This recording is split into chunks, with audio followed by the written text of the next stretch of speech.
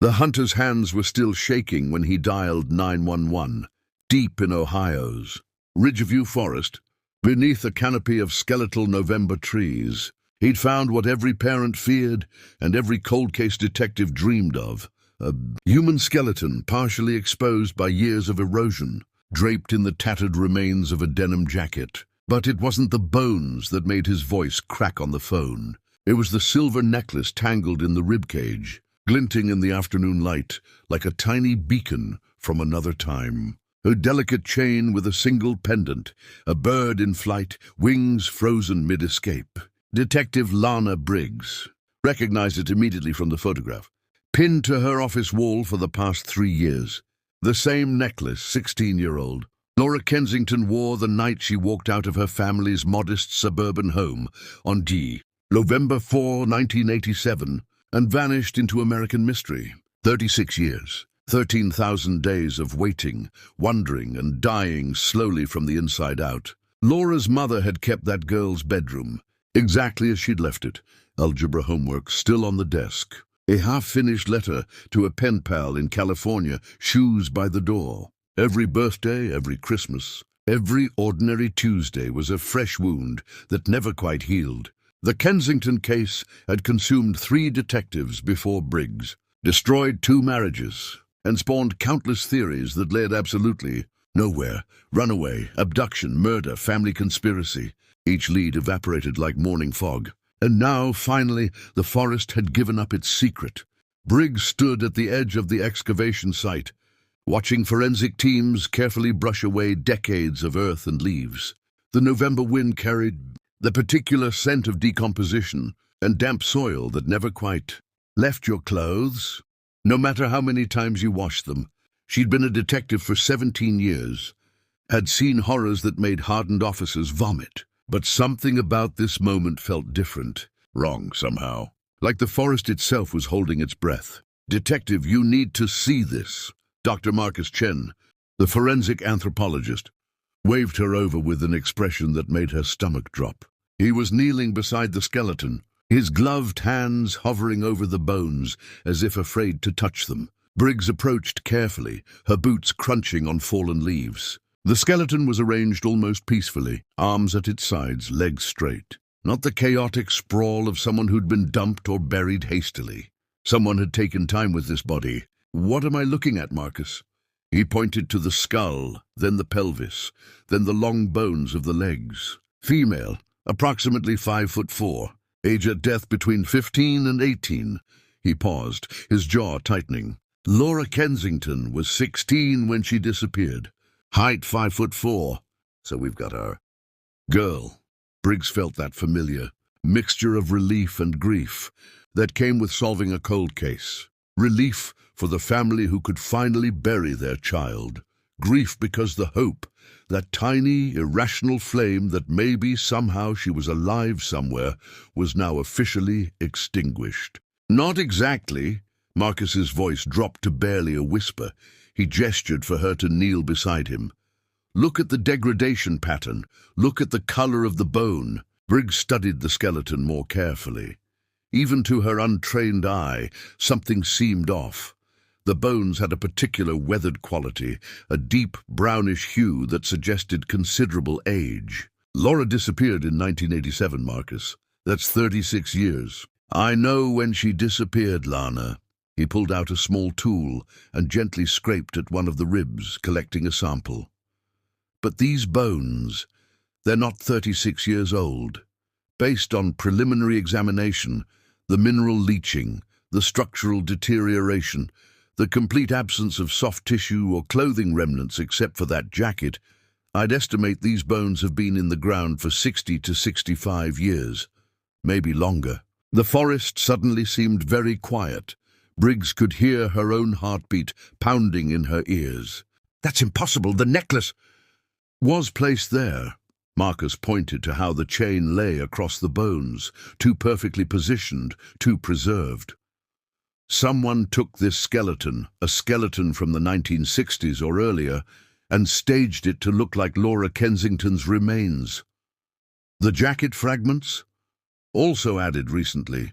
You can see where they were tucked around the bones, not naturally decomposed with them. Briggs stood up slowly, her mind racing through implications that made her feel suddenly cold despite her heavy coat. If these weren't Laura's bones, then someone had gone to extraordinary lengths to make investigators believe they were.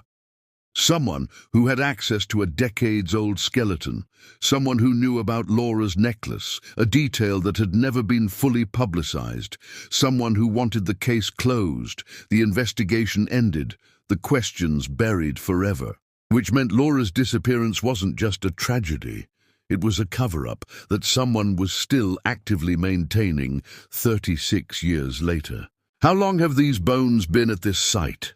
Briggs asked, already knowing she wouldn't like the answer. Marcus examined the soil patterns, the root structures, the settlement of earth around the remains. 2 weeks, maybe 3. Whoever placed them here did it recently, knowing hunting season would bring someone into these woods eventually. Briggs pulled out her phone and dialed her partner. "Collins, I need you to pull everything we have on Laura Kensington. Every interview, every suspect, every dead end. I need to know who's still alive from the original investigation." "Lana, what's going on? Did we find her?" She looked down at the skeleton that wasn't Laura Kensington, at the necklace that was, at the impossible puzzle that had just exploded into something far more sinister than a cold case. "No," she said quietly. "We found someone's message, and I think Laura Kensington might still be out there." The wind picked up, rattling through the bare branches above, and somewhere in the distance, a crow called out, a sound like a warning or maybe a promise. The lab smelled like industrial cleaner and something faintly metallic that Briggs had never quite identified in all her years visiting this place. She stood behind Dr. Chen as he positioned the skull under a specialized imaging device, the harsh fluorescent lights making everything look sterile and unreal. 48 hours had passed since the discovery. 48 hours of sleepless analysis that had turned a cold case into something that felt almost alive, breathing down her neck with questions that multiplied like bacteria. "The bone density confirms it," Marcus said, adjusting his glasses as data scrolled across his computer screen. "This individual died between 1960 and 1965. The isotope analysis is conclusive. Whoever this was, they've been dead for approximately 60 years. Briggs leaned against the examination table, arms crossed. "So we've got a skeleton from the 60s, a necklace from 1987, and clothing fragments that forensics says were manufactured in the mid-80s. Someone created a composite crime scene. Someone very deliberate." Marcus zoomed in on an image of the vertebrae. "Look at this, no trauma, no signs of violence. This person likely died of natural causes or illness. They didn't even die in Ohio. The soil composition trapped in the bone. Structure suggests somewhere in the Appalachian region, possibly Kentucky or West Virginia, which means someone dug up this body, transported it across state lines, dressed it up with Laura's belongings, and planted it where they knew it would be found." Briggs felt that familiar tightness in her chest that came with cases that refused to make sense. Why go through all that trouble? Why not just let the case stay cold? Maybe someone needed it. "Closed." Marcus pulled up another screen, showing the necklace analysis. The necklace itself is authentic, microscopic. Wear patterns consistent with daily use. Skin oils in the chain links that match the Kensington family DNA we have on file. This was definitely Laura's necklace, worn by Laura herself. Briggs's phone buzzed. Her partner, Detective Ray Collins, had sent 3 words that made her stomach drop. "Found something. Urgent." 20 minutes later, she was sitting across from Leah Morrison in a small cafe on the outskirts of town. Leah had been Laura's best friend in 1987, the last person besides her mother to see Laura alive. Now 49 years old, she worked as a nurse at County General, her face carrying the particular exhaustion of someone who'd spent decades running on too little sleep and too much coffee. "I've been waiting for this call for 36 years, Leah said quietly, stirring sugar into her tea with shaking hands. "I knew someday someone would start asking the right questions." Briggs leaned forward, keeping her voice gentle but firm. "What questions would those be, Leah?"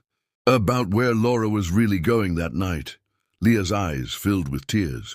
She told her mother she was returning a book to me. That was a lie. Laura was meeting someone. The cafe suddenly felt very small. Through the window, Briggs could see Collins in their unmarked car, watching, recording everything through the wire Leah had agreed to wear. Who was she meeting? I don't know his name. Laura was terrified of him and desperate to see him at the same time. She'd been acting strange for months before she disappeared. Jumpy, secretive, checking over her shoulder constantly. She made me promise not to tell anyone. Especially not her parents. Leah wiped her eyes with a napkin. 2 weeks before she vanished, she showed me a photograph. Her with this man, maybe in his 30s. He had his arm around her, but his face was scratched out of the picture, like someone had taken a key or a nail and just gouged it away. Briggs felt electricity run down her spine. Do you still have this photograph? No, Laura took it back. But I remember something specific. This man had a tattoo on his wrist. Circular, dark blue, military-looking. Laura said he was helping her with something important. Something about her father. Her father? Thomas Kensington had died in 1993, 6 years after Laura's disappearance. Heart attack, or so the death certificate claimed. What about him? Leah's voice dropped to barely a whisper. Laura told me her father had discovered something terrible at his work. He was an accountant for some kind of veterans organization, handled their finances. She said he'd found evidence of money disappearing, of things that didn't add up. She said her father was planning to go to the authorities, but he was scared. And this man with the tattoo, he'd approached Laura at school, told her he knew the truth about what her father had found. Briggs's mind was racing, connecting dots that had been invisible for decades. What truth? She never got to tell me. That night she disappeared, she called me around 7. She was crying, said she'd made a terrible mistake, that she'd trusted the wrong person. She said if anything happened to her, I should tell someone about the veterans group her father worked for. Leah's hands were trembling so badly, now that tea sloshed over the rim of her cup. I was 16 years old, Detective. I was terrified. After she vanished, I convinced myself I'd misunderstood, that it was just teenage drama. But I never forgot that phone call. What was the name of this veterans organization? Red Valley Veterans Group. They disbanded around 1985, I think. There was some kind of scandal. Briggs pulled out her phone and texted, Collins, Red Valley Veterans Group, dig up everything. She turned back to Leah. Why are you telling me this now? Why not 36 years ago? Leah reached into her purse with shaking hands and pulled out a torn photograph. Sliding it across the table, the image showed a teenage Laura Kensington, smiling but with fear in her eyes, standing next to a man whose face had been violently scratched away. But his wrist was visible in the photograph, and there, captured in fading color, was the tattoo Leah had described, a circular military insignia that Briggs recognized immediately from her years, working cases involving organized crime. Because 3 days ago, Leah whispered, I received this in my mailbox. No envelope, no note. Just this photograph I haven't seen in 36 years. Someone wants me to remember. Someone wants me to be afraid. Briggs stared at the photo, at Laura's haunted expression, at the scratched-out face of a man who might still be alive. Someone knows we found those bones, Briggs said quietly. And they're not finished yet. The photograph sat in an evidence bag on Briggs's desk like a coiled snake, ready to strike. She'd been staring at it for 20 minutes, her coffee growing cold, trying to understand the psychology of someone who'd mail a 36-year-old photo to a middle-aged nurse as a warning. The scratched-out face bothered her most, the violence of it, the deliberate erasure suggesting either rage or calculated intimidation. Maybe both. Collins burst through the door, holding a manila folder thick enough to stop a bullet. You're not going to believe what I found on the Red Valley Veterans Group. Briggs gestured to the chair across from her desk. Try me. They weren't just a veterans organization. They operated from 1972 to 1985, out of a compound about 40 miles from here.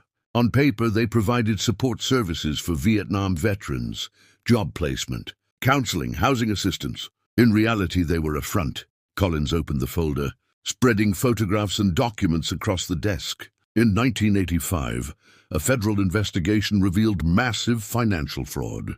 Money earmarked for veteran services was being funneled into private accounts. But that's not the worst part. He pulled out a yellowed newspaper.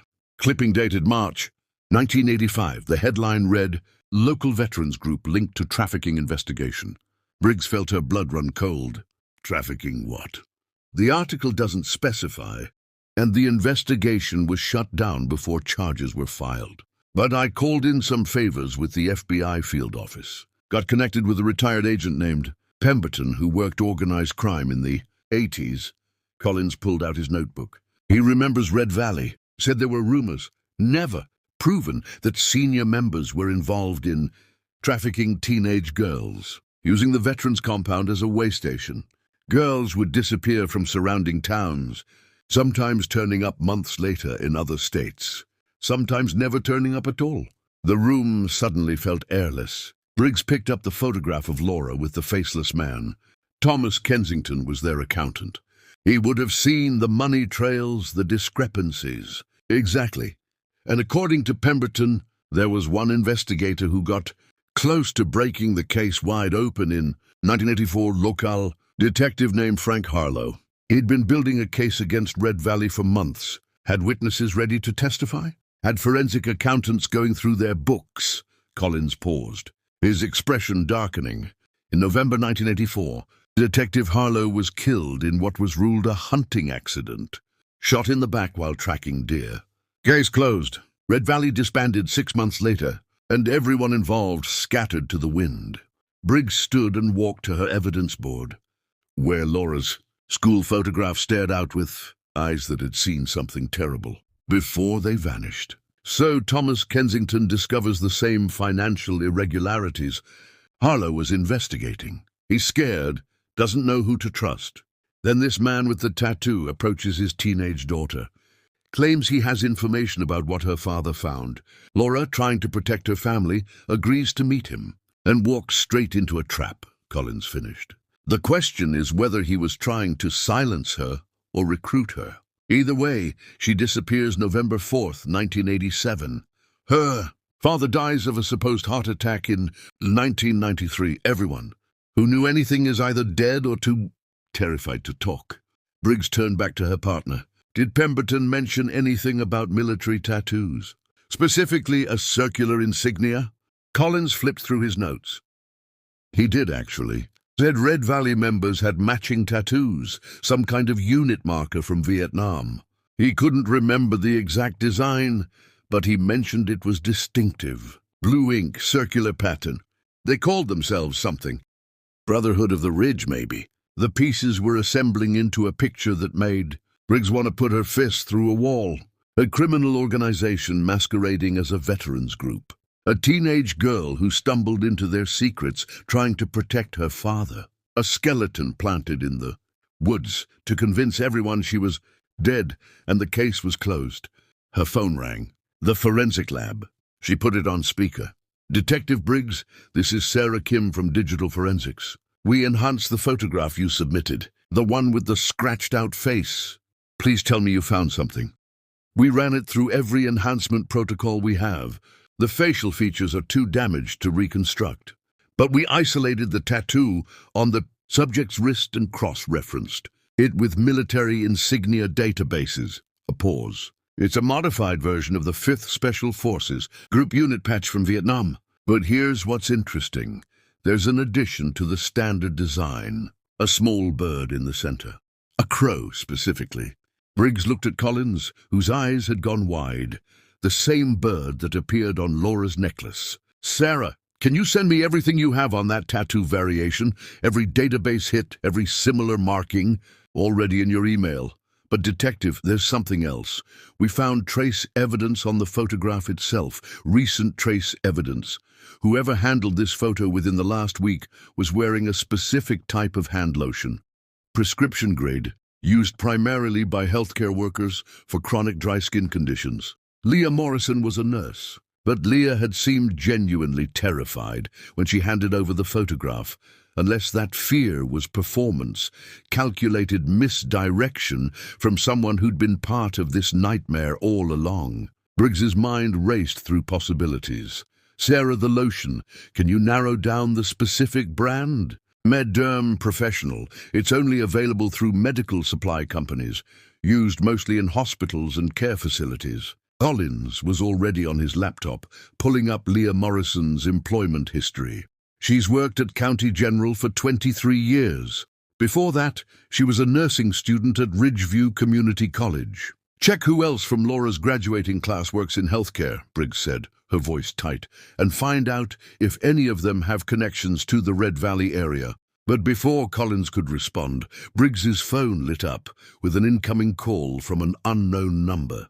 She answered, putting it on speaker. Heavy breathing, then a male voice, rough and strained like sandpaper on wood. Detective Briggs, you're asking questions about things that should stay buried.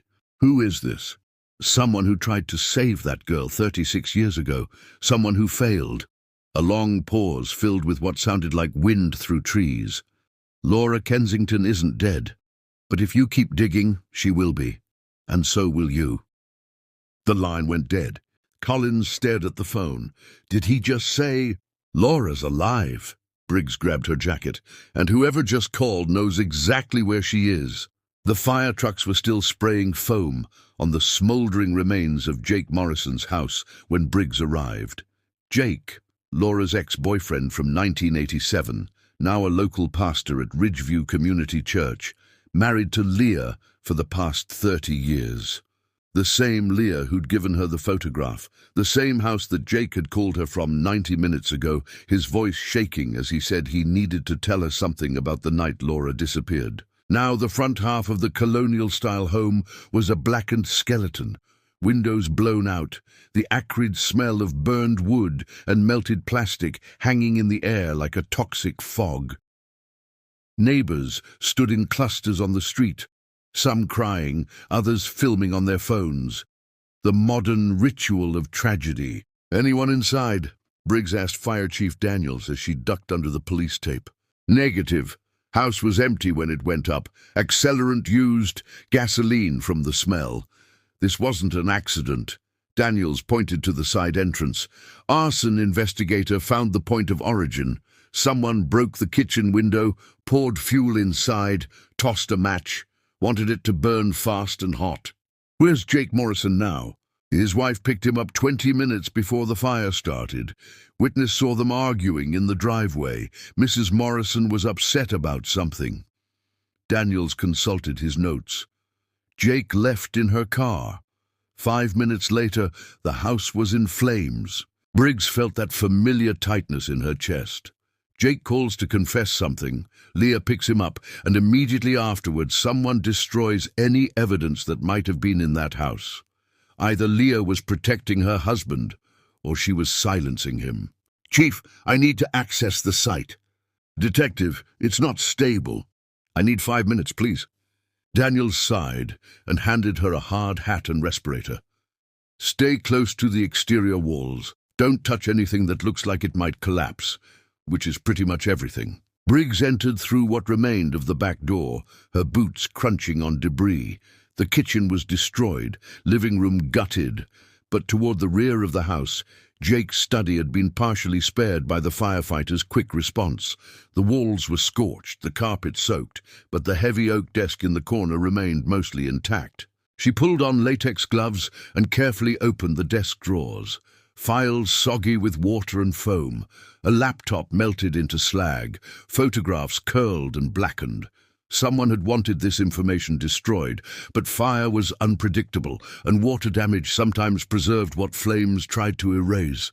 In the bottom drawer, underneath a layer of ruined financial documents, her fingers touched something that made her freeze. Leather. A book. She pulled it out carefully. A journal. Water-damaged but readable, the pages swollen and wavy. The cover was decorated with stickers from the 1980s, rainbow dolphins, puffy clouds, the kinds of things teenage girls loved. She opened to the first page and saw handwriting that matched the samples from Laura Kensington's school notebooks. This was Laura's diary. Briggs's hands trembled as she carefully turned pages, trying not to tear the fragile paper.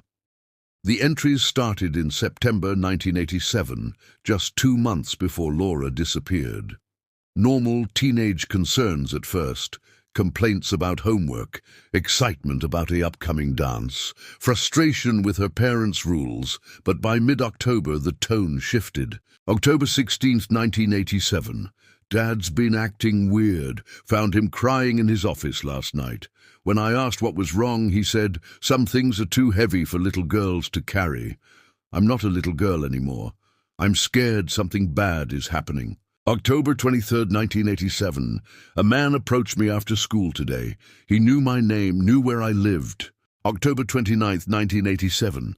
Met with him again. He showed me papers, bank statements that Dad worked on. Said Dad discovered that the veterans group is stealing money, but it's worse than that. He said they're hurting people, girls, taking them. He said Dad was going to expose them and now they want him silenced. The man says he can help us, but I have to trust him. I'm so scared.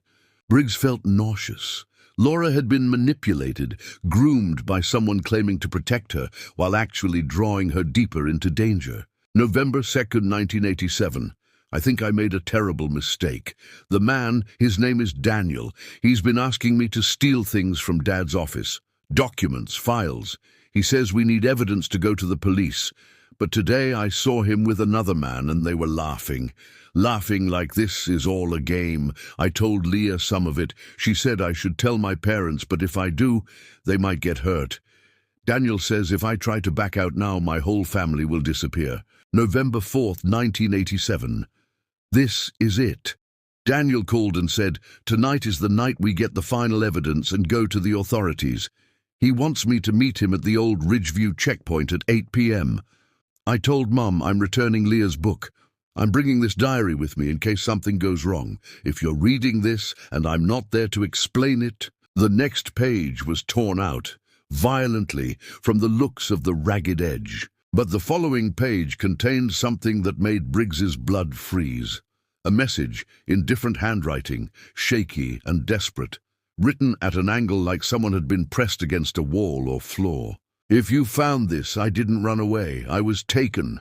Daniel is not who he says he is. The veterans group has a place in the woods, underground. That's where they keep the girls. That's where they're keeping me. Tell my mom I'm sorry. Tell her I tried to be brave. Tell her... The entry ended mid-sentence, the final words trailing off into nothing. Briggs stood in the burned house, holding a dead girl's diary that proved she'd been alive long enough to write one last message, long enough to know she'd been betrayed, long enough to leave a trail of breadcrumbs for someone to follow 36 years later. Her phone buzzed. Collins found something on the property records. Red Valley Veterans Group owned 47 acres of forested land north of here.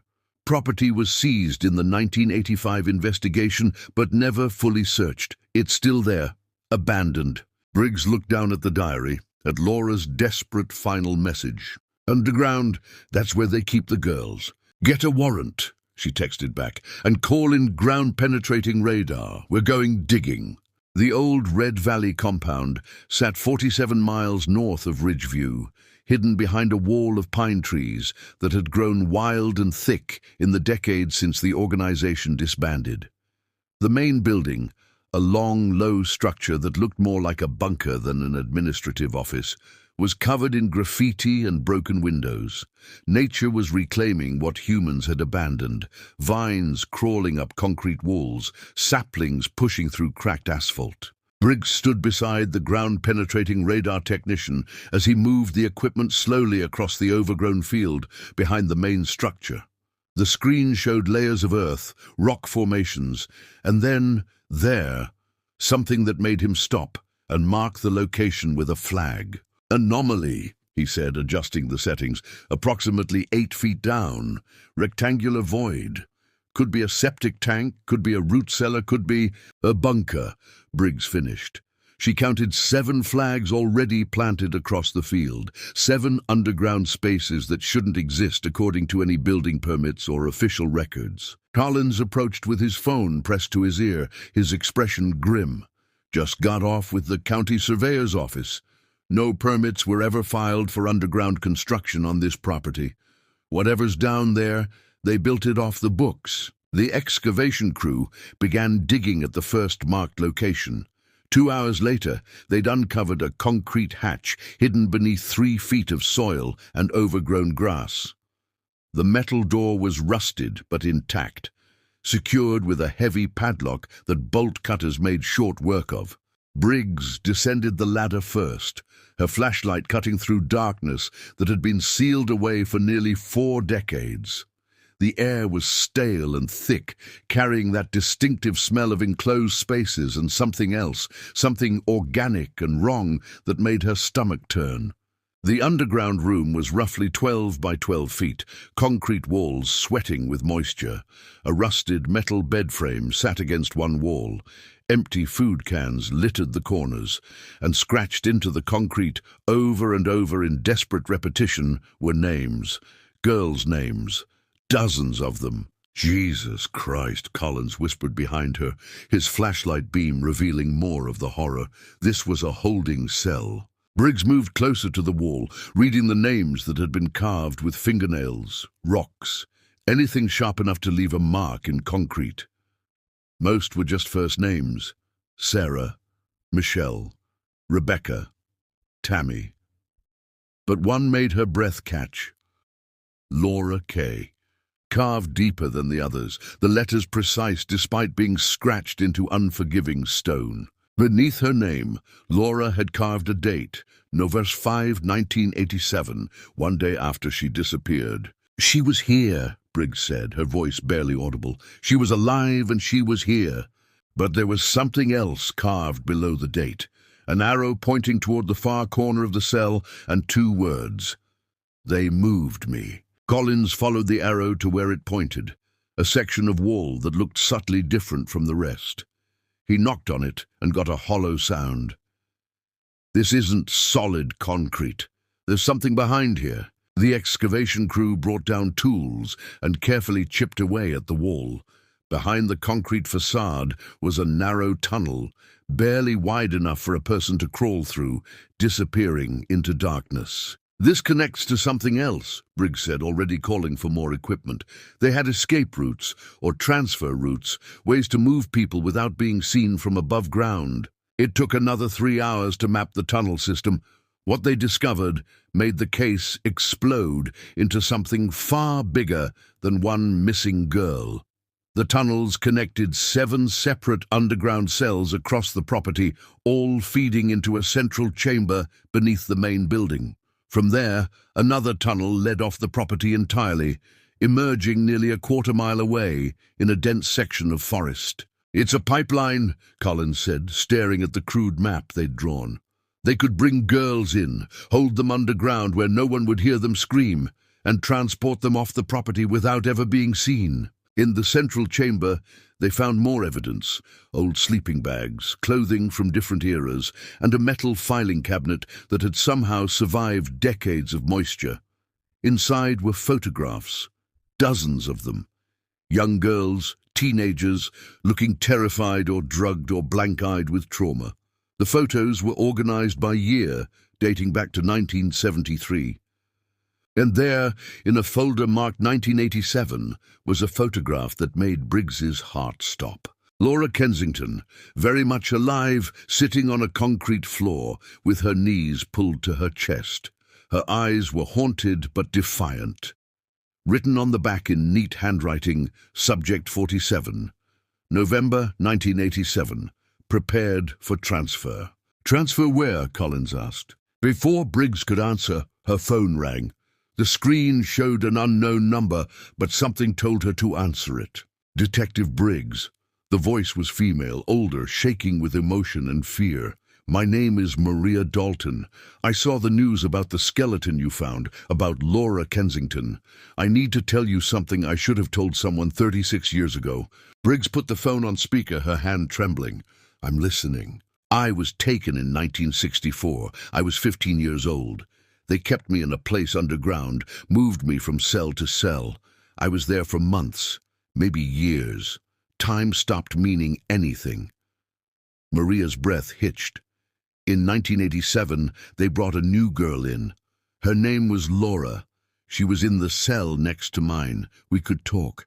Through the walls. The underground chamber suddenly felt impossibly small. Briggs looked at Collins, whose face had gone pale. "Laura helped me escape," Maria continued, her voice breaking. "November 1987. There was chaos that night. Someone had tipped off the police there was going to be a raid. The men were panicking, trying to move us. Laura created a distraction. She fought them, screamed, gave me time to run through one of those tunnels. I got out, I ran, and I never stopped running." "What happened to Laura?" Briggs asked, though she was terrified of the answer. "I heard her scream. I heard men shouting, then nothing." Maria was crying now. "I tried to tell the police, but I was so traumatized I couldn't remember locations, couldn't give them details. The investigation fell apart, and I convinced myself that maybe Laura got out too. Maybe she escaped like I did." "Maria, where are you now?" "A motel outside Ridgeview.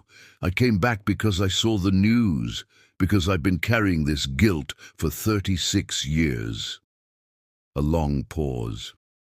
"Detective, Laura gave me something before they grabbed her. A key. She said if anything happened to her, someone needed to find what it unlocks. I've kept it all these years, not knowing what to do with it." Briggs felt electricity run through her entire body. "What kind of key?" "Small brass. Looks like it opens a locker or a safe deposit box. There's a number engraved on it, 247. "Maria, I need you to stay exactly where you are. Don't open the door for anyone except uniformed police officers. I'm sending protection right now." "There's something else," Maria whispered. "Yesterday someone followed me to the motel. A woman. She just sat in her car watching my room. I recognized her from the news coverage. She was standing with you at the press conference." "What did she look like?" "Brown hair, nurse's scrubs. I think her name was Leah." The phone went dead. The key lay in an evidence bag on the table between them, small and brass and impossibly significant.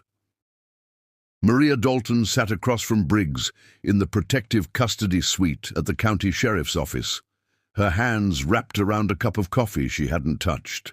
At 62 years old, she carried the weight of decades in her eyes, the particular haunted quality of someone who'd survived something that should have killed them. "I've moved 17 times since 1987, Maria said quietly. "Changed my name twice. Built a whole life around staying invisible. And then I saw that skeleton on the news, saw Laura's necklace, and I knew I couldn't run anymore." Briggs studied the woman across from her, seeing the fractured pieces of a girl who'd been stolen at 15 and never fully returned. "Tell me about the night you escaped. Everything you remember." Maria closed her eyes, and Briggs could see her physically bracing herself against memories that still had claws. November 5th, 1987. I'd been in those underground cells for so long I'd lost track of time. Years. They moved us around, different locations, always underground. The Red Valley compound was one of several places. Laura arrived the night before, and they put her in the cell next to mine. You could communicate through a crack in the concrete. We whispered to each other all night. She was terrified, but trying to be brave. She told me her name, told me about her parents, about how she'd been tricked by a man named Daniel who said he was helping her father. Maria's voice cracked. She said she'd been stupid to trust him. I told her she wasn't stupid. She was just 16 years old and trying to save her family. Collins entered quietly and placed a file on the table, property records, financial documents, names. We've identified 3 men who were senior members of Red Valley in 1987. 2 are dead. 1 is alive. Who? Briggs asked. Daniel Crow, former Special Forces, served in Vietnam with the 5th. Last known address is a cabin in the Appalachian region, about 200 miles from here. He's 79 years old now. Collins pulled out a photograph from 1985. A military ID showing a hard-faced man with cold eyes and a tattoo visible on his wrist. The circular insignia with a crow in the center. Maria made a sound like she'd been punched. That's him. That's the man who took me in 1964. He was younger then, but I'd recognize those eyes anywhere. The pieces were assembling into a portrait of something monstrous. Daniel Crowe had been operating for decades, using different fronts, different organizations, always preying on vulnerable girls. "The night you escaped," Briggs prompted gently. "What happened?" There was chaos. Men running, shouting about police, about evidence being compromised. Someone had tipped off the authorities. I learned later it was Laura's father, that he'd finally gone to the FBI. The raid was supposed to happen that night, but somehow the men at Red Valley knew it was coming. Maria's hands shook. They started evacuating us through the tunnels. That's when Laura fought back. How? She refused to move, just sat down in her cell and started screaming. Not for help, she was screaming accusations, names, crimes, everything she'd learned about what they were doing. The men tried to silence her, and that's when she told me to run. Tears streamed down Maria's face. She looked right at me through that crack in the wall and said, "Go now." Then she pressed this key into my hand through the gap. Did she say what it opened? A locker, number 247 at the Greyhound station in Columbus. She said her father had hidden evidence there, copies of everything he'd found. Financial records, names, locations. She said if anything happened to her, someone needed to get that evidence and finish what her father started. Briggs felt her pulse quicken. Why didn't you retrieve it? I was 15, traumatized, terrified they'd find me. By the time I'd recovered enough to think clearly, months had passed. I convinced myself the evidence was gone, that the locker had been cleared out, that it wouldn't matter anymore. Maria looked at the key. I kept it anyway, like a talisman, proof that Laura existed, that she tried to do something brave. Collins was already on his phone. "I'm calling Columbus PD, if that locker still exists." "It exists," Briggs said with certainty. "Greyhound lockers are rentals, but when they're not claimed, they're held for years, especially if they were rented long-term. If Thomas Kensington paid up front for extended rental in 1987, that locker might have stayed sealed all this time." The implications were staggering. Evidence that could have stopped Red Valley, that could have saved Laura and countless others, sitting untouched in a bus station locker for 36 years. Maria, after Laura distracted them, what happened next? I ran through the tunnel system, found the exit in the woods. I just kept running until I collapsed near a highway. A truck driver found me, took me to a hospital. I told them I'd been held prisoner, but I couldn't remember details, couldn't give them locations.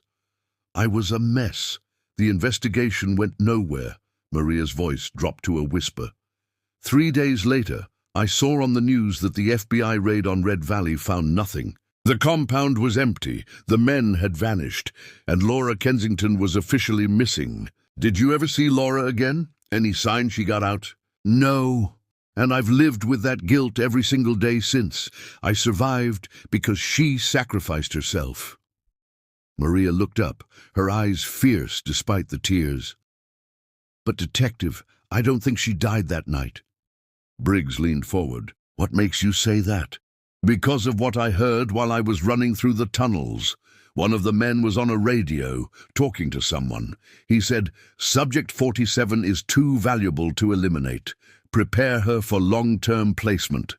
That was Laura's number, Subject 47. The room went silent except for the hum of fluorescent lights. Long-term placement, not execution, not burial, something worse. "They sold her," Briggs said, the words tasting like poison. "They sold her to someone else." Collins looked sick. The trafficking pipeline. Red Valley wasn't the end destination. They were a collection point. Maria nodded. "That's what I've believed for 36 years, that Laura is out there somewhere, if she's still alive, maybe trapped, maybe broken, maybe waiting for someone to find her." Briggs stood, adrenaline and rage and determination flooding her system. "Collins, get a team to Columbus. I want that locker opened within the hour. Maria, you're staying in protective custody until this is over. If Leah Morrison is involved..." Her phone buzzed, a text from an unknown number. No words, just a photograph.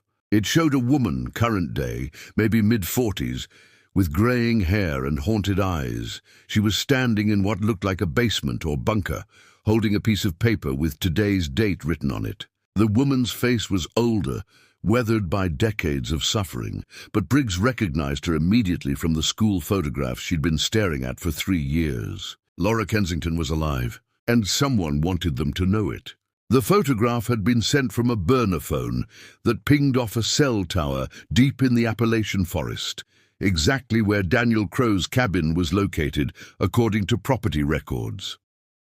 Briggs sat in the passenger seat of the tactical van as it wound through increasingly narrow mountain roads, her Glock checked and rechecked, her mind racing through scenarios that all ended badly. Laura Kensington had been alive for 36 years, held somewhere by someone, living a nightmare that most people couldn't comprehend even in their darkest moments. "Tactical team is 2 minutes behind us," Collins said from the driver's seat, his knuckles white on the steering wheel. "We should wait for them. If we wait, whoever sent that photo might move her or kill her." Briggs stared at the photograph on her phone. Laura's eyes contained a message that transcended words. Not quite hope, not quite despair. Something harder. Survival. The cabin appeared through the trees like a wound in the landscape. A decrepit structure of rotting wood and rusted metal, windows covered with boards, surrounded by overgrown brush that suggested years of deliberate neglect. But there was a newish pickup truck parked beside it, and smoke rising from a chimney that shouldn't be functional. Someone was home. Briggs and Collins approached with weapons drawn, using the trees for cover. The forest was too quiet. No birds, no wind, just the oppressive silence of a place where terrible things had happened. Briggs could feel it in her bones, that particular awareness that separated experienced detectives from dead ones. The cabin door hung partially open.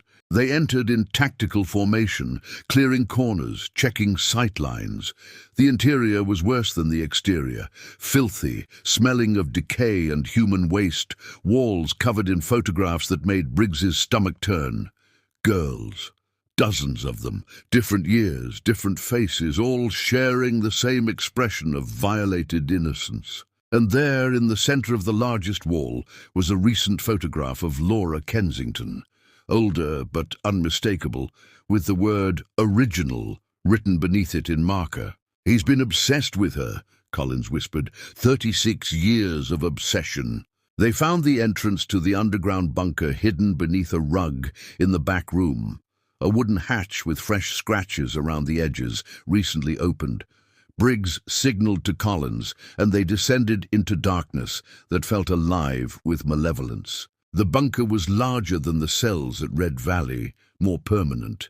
This was a place designed for long-term captivity. LED lanterns provided harsh light, revealing a main chamber with a mattress, canned food stacked against walls, a chemical toilet, books and magazines from different decades. Someone had been living here, or existing here. But it was empty.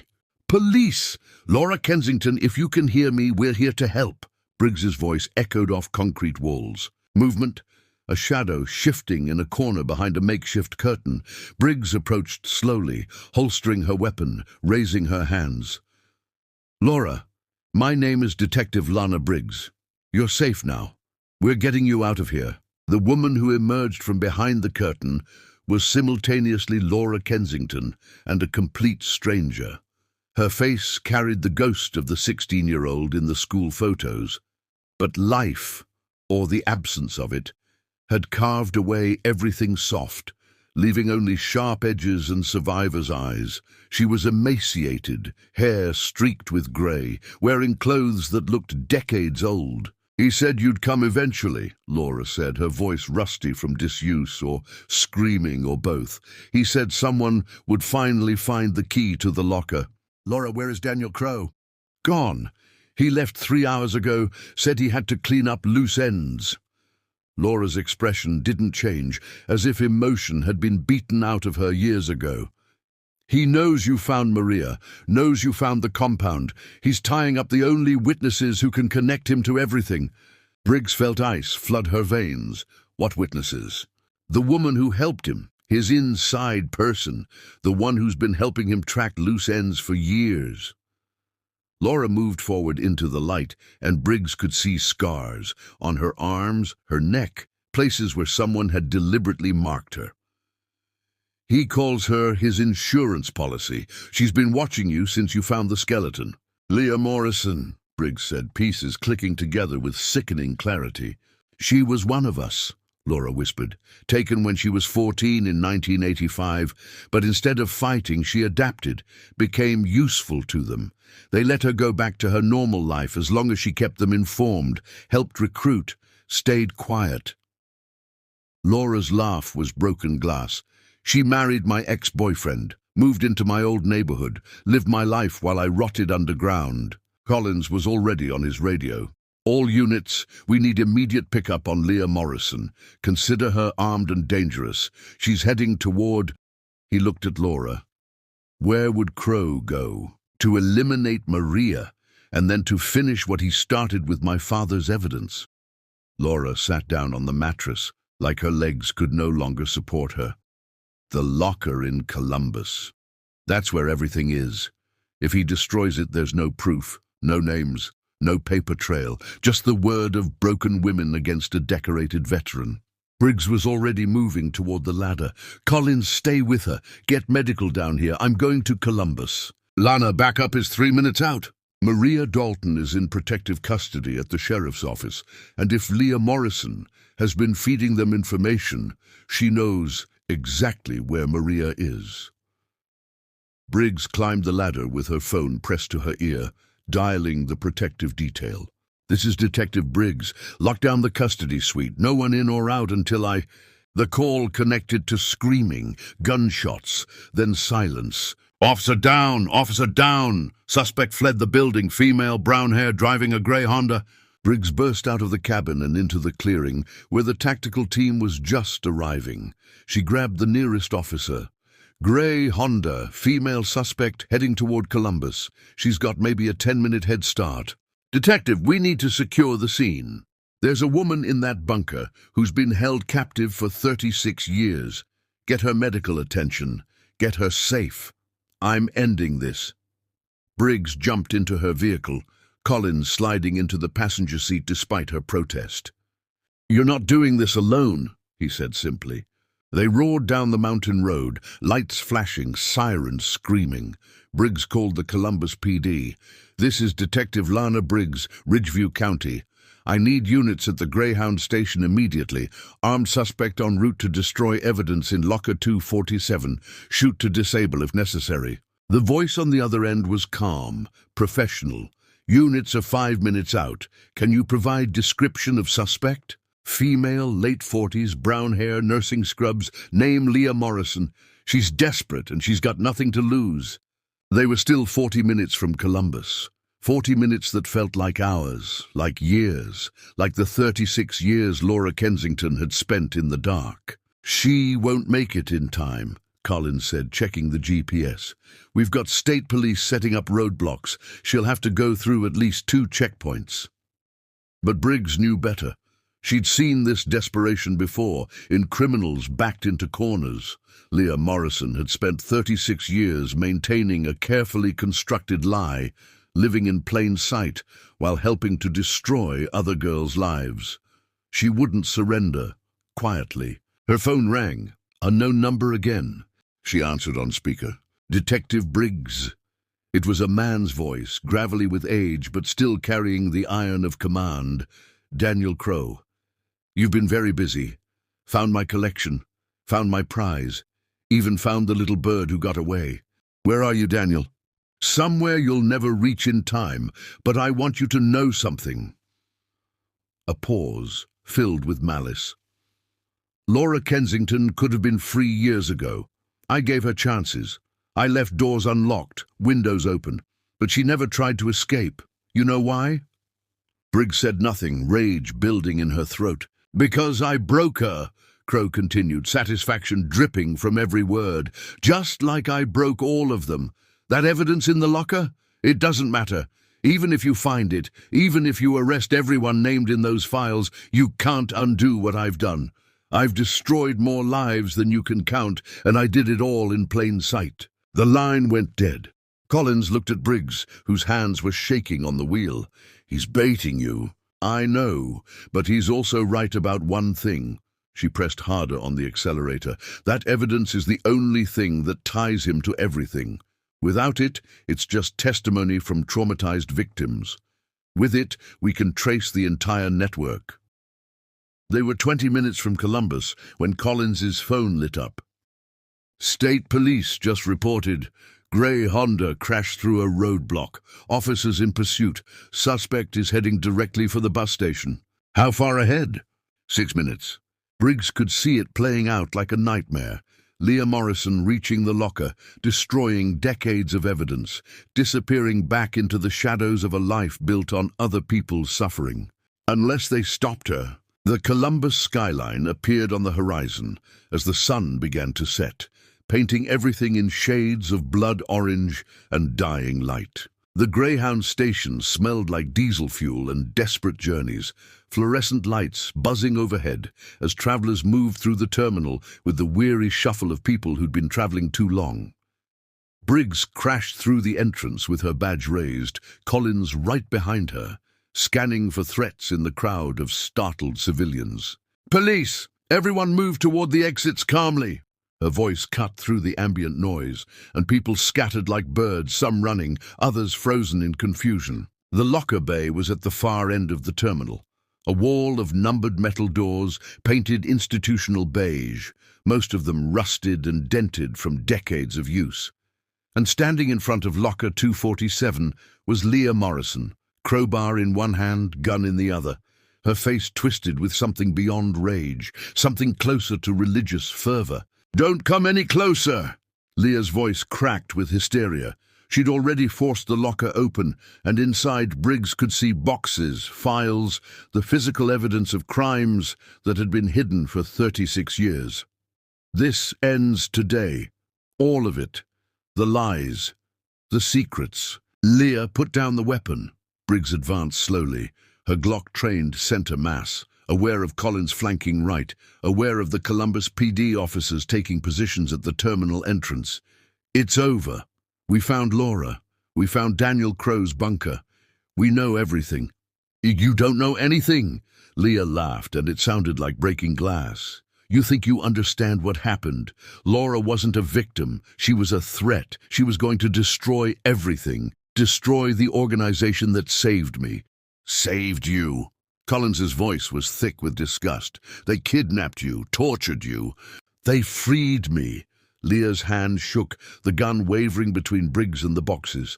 "My family was broken. My father beat me. My mother was a drunk. Red Valley took me in and showed me purpose, showed me that I could be part of something bigger than my pathetic life." Tears streamed down her face. And then Laura Kensington, perfect Laura with her perfect family, threatened to tear it all down because her daddy found some irregularities in accounting. The psychology of it clicked into place for Briggs. Stockholm Syndrome taken to its extreme. A traumatized girl who'd rewritten her captivity as salvation, who'd spent decades protecting the men who'd destroyed her because the alternative, accepting what had really happened, was too psychologically devastating. "They didn't save you, Leah. They broke you, and then they used you." "I used them." Leah's voice rose to a shriek. "I got to go home. I got to have a normal life. I married Jake, had a house, had a career. All I had to do was keep them informed, watch Laura's family, make sure no one got too close to the truth. It was easy. It was fair." "And when we found the skeleton?" Briggs kept her voice calm, kept advancing inch by inch. "You were the one who planted it, weren't you? You're a nurse. You had access to medical specimens, to unclaimed remains. Daniel gave me the bones. Some girl from the 60s who didn't matter anymore. We thought if we gave you a body, you'd close the case. Stop digging." Leah's laugh turned bitter. "But you couldn't leave it alone. None of you could just let her stay buried." "Because she's alive, Leah. Laura survived, and she's going to testify against everyone who hurt her, including you." Something shifted in Leah's expression, the religious fervor cracking to reveal terror underneath. "No, No, that's impossible. Daniel said she was broken, said she'd never talk, never fight back. Daniel lied. Just like he's lied to you for 36 years. Briggs was close enough now to see the sweat on Leah's forehead, the tremor in her trigger finger. He used you. And when we arrest him, and we will, he's going to give you up in a heartbeat to save himself. You know that, don't you? You were never his partner. You were just another victim he manipulated. The gun in Leah's hand dipped slightly, doubt warring with decades of indoctrination. Behind her, Briggs could see more officers moving into position, could see the negotiator approaching slowly from the left. I can't go to prison, Leah whispered. I can't. I've worked so hard to be normal, to be good. You helped kidnap and traffic teenage girls, Collins said flatly. You murdered 2 police officers at the sheriff's office today. You burned down your own house to destroy evidence. There's no coming back from that. Maria Dalton, Briggs said suddenly, a gamble forming in her mind. You saw her at the motel. You followed her, but you didn't kill her. Why? Leah's face crumpled. Because I remembered her. From before. We were in cells next to each other in 1985. She was kind to me. Told me stories through the walls to help me sleep. Her voice dropped to barely a whisper. She was the only person who ever treated me like I was still human. Then honor that humanity now, Briggs said gently. Put down the gun. Help us finish what Laura started. Give those girls, all those girls, the justice they deserve. For a moment it seemed like Leah might surrender. Her shoulders sagged, the gun drooping, tears flowing freely. But then her eyes focused on something behind Briggs, and her expression hardened into something final. He's here, she breathed. Daniel's here. Briggs spun, following Leah's gaze to the terminal entrance, where an elderly man in a worn jacket had just entered, moving with the careful precision of someone still military, despite his age. Daniel Crowe. His eyes found Leah across the distance, and his expression was cold calculation.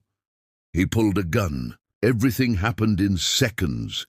Briggs shouted a warning. Collins dove for cover. Crowe fired twice, not at the police, but at Leah Morrison, the bullets catching her in the chest and throat. She collapsed against the lockers, blood spreading across her nursing scrubs, the crowbar clattering to the floor. Briggs returned fire, officers converging from multiple angles. Crowe took 3 rounds to the torso, but remained standing through sheer will, trying to aim at the open locker, trying to destroy the evidence, even as he died. Collins's shot caught him in the head. Daniel Crowe crumpled to the terminal floor, and with him died the last direct link to Red Valley's crimes. Briggs rushed to Leah, pressing hands against the wounds, even though she could see it was hopeless. Leah's eyes found hers, clarity returning in those final moments. "Tell Maria," she gasped, blood bubbling at her lips. "Tell her I'm sorry. Tell her I remembered." Then she was gone. The terminal filled with officers, paramedics, crime scene technicians. Briggs stood slowly, covered in Leah's blood, and turned to the open locker. Inside were cardboard boxes stuffed with files, ledgers, photographs, maps, 36 years of evidence, names, locations, bank accounts, a complete record of a trafficking operation that had spanned decades and destroyed countless lives. Collins stood beside her, both of them staring at the documentation of systematic evil. "This is going to bring down a lot of people, powerful people." "Good," Briggs said simply. 3 months later, Briggs sat in a small cafe across from Laura Kensington. The transformation was remarkable. Laura had gained weight. Color had returned to her face. The haunted quality in her eyes had softened to something closer to peace. She wore clothes that fit, makeup carefully applied, hair styled. She looked like someone practicing at being human again. "The therapist says I'm making progress," Laura said, stirring sugar into her coffee. "Some days I even believe her. Your mother seems happy to have you back." Laura smiled, and it almost reached her eyes. "She cries every time she sees me. Happy tears, she says, but I know she's also crying for the 36 years we lost, for the girl I was who never got to grow up normally." She looked out the window at people passing by, living ordinary lives. I'll never be that girl again. She died in that bunker, but maybe I can be someone new. Briggs pulled out a folder and placed it on the table. The evidence from the locker led to 43 arrests so far. Former Red Valley members, trafficking facilitators, buyers, corrupt officials who took payoffs to look the other way. The network was bigger than we imagined. How many girls? We've identified 77 victims over a 40-year period. Some are still alive, like you and Maria. Many aren't. But because of what your father documented, because of what you preserved, we're finally getting them justice. Laura's hands tightened around her coffee cup. My father, he tried to stop them and they killed him for it. That heart attack in 1993 was induced. We found evidence in Crow's records, poison administered over months to mimic cardiac disease. Briggs reached across the table, covered Laura's hand with her own. Your father was a hero. He died protecting you and countless others, and you honored his sacrifice by surviving. I didn't survive, Laura said quietly. I existed. There's a difference. Then start living now. That's the best revenge. They sat in silence for a moment, two women connected by a case that had spanned decades and cost too much. Finally, Laura reached into her bag and pulled out an envelope. I wrote something for other survivors. Women who are still trapped, still living in fear of their captors, even after they're free. She slid it across the table. I want it published. I want my story told, not as a victim, but as someone who refused to let them erase her completely. Briggs opened the envelope and read the first lines. My name is Laura Kensington. I was 16 years old when I was taken, and I spent 36 years in captivity. But I never stopped being human. I never stopped fighting, and I never stopped hoping that someday someone would care enough to find the truth. This will help a lot of people, Briggs said, her voice thick with emotion. Maybe, or maybe it'll just help me finally let go. Laura stood, gathering her things. There's one more thing. I want to visit Maria, to thank her for trying to save me, and to apologize for not being strong enough to save her back. Maria would like that. She's been asking about you. Laura paused at the door, turning back. Detective Briggs, do you believe in redemption? That someone can do terrible things and still be saved? Briggs thought about Leah Morrison's final words, about broken people who'd broken others, about the complicated morality of survival. I believe in accountability. I believe in justice, redemption. That's between you and whatever you believe in. But you didn't do terrible things, Laura. You survived them. I helped them in the end.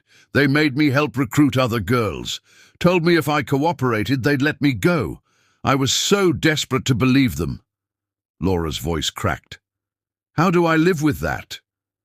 By telling your story, by helping others escape, by refusing to let shame silence you. Briggs stood and walked to her. You were a child. You were tortured and manipulated. Nothing they made you do was your fault. Laura nodded, tears streaming down her face, and left the cafe. Briggs returned to her table and pulled out her phone. She had 17 missed calls, more arrests, more victims identified, more threads to pull in the unraveling network. The case would consume years of her life. Some threads would lead nowhere. Some guilty people would escape. Some victims would never be found. But Laura Kensington was free. Maria Dalton could finally stop running, and somewhere a mother could hold her daughter again after 36 years of waiting. The fight wasn't over. It never really was. But today, justice had won a battle. Briggs finished her coffee, left money on the table, and walked out into the autumn afternoon. Somewhere in the city, prosecutors were building cases. Therapists were helping survivors heal. Families were learning to grieve and hope simultaneously. And in a small house on the outskirts of Ridgeview, an elderly woman held her daughter's hand and cried tears of joy and sorrow, making up for 3 decades of missed moments, one quiet afternoon at a time. The 1987 disappearance that shook America had finally been solved. The skeleton in the woods had exposed the truth, and Laura Kensington Survivor, fighter, witness, had done what Daniel Crowe thought impossible. She'd outlived her captors and told her story. Some treasures are buried not in the sand, but in the hearts that refuse to stop beating. Some truths wait decades to surface, and some girls who vanish into darkness find their way back to light, carrying scars that become testaments to strength instead of shame. If you've stayed with this story to the end, if Laura's journey has moved you, please subscribe. These stories, the ones that refuse to let injustice hide in shadows, need to be told, and your support helps ensure that no victim is forgotten, no case stays cold forever, and no survivor fights alone. Justice delayed is never justice denied. It's just justice waiting for someone brave enough to dig until they find the truth.